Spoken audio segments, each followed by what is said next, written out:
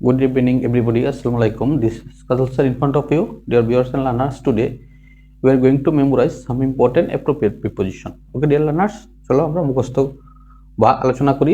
তার পূর্বে সবাইকে লাইক, কমেন্ট এবং শেয়ার করে পাশে থাকার আহ্বান থাকবে। অ্যাপ্রোপ্রিয়েট প্রিপোজিশন অর্থাৎ যথোপযুক্ত প্রিপোজিশন। এক্ষেত্রে আমরা দেখি কি অ্যাফ্রেড, অ্যাফ্রেডের সাথে কি আছে? অব আছে। অ্যাফ্রেড অফ কোনো কিছু নিয়ে ভীত, অ্যাফ্রেড অফ কোনো কিছু নিয়ে ভীত। অ্যাফ্রেড ফর কোনো কিছু হারাতে ভীত, অর্থাৎ কোনো কিছু হারাতে আর কোনো কিছু নিয়ে দুইটার মধ্যে একটু পার্থক্য আছে। অ্যাফ্রেড ফর কোনো কিছু হারাতে ভীত।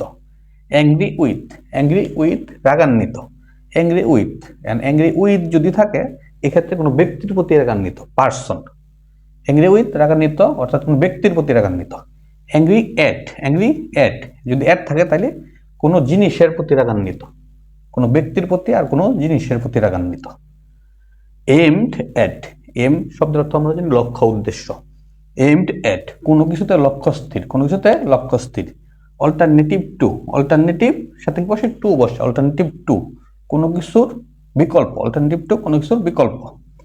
অ্যাশেমড অফ, অ্যাশেমড অর্থ হচ্ছে, অ্যাশেমড অফ অর্থ হচ্ছে লজ্জিত, কোনো কিছু নিয়ে লজ্জিত। অ্যাশেমড অফ কোনো কিছু নিয়ে লজ্জিত।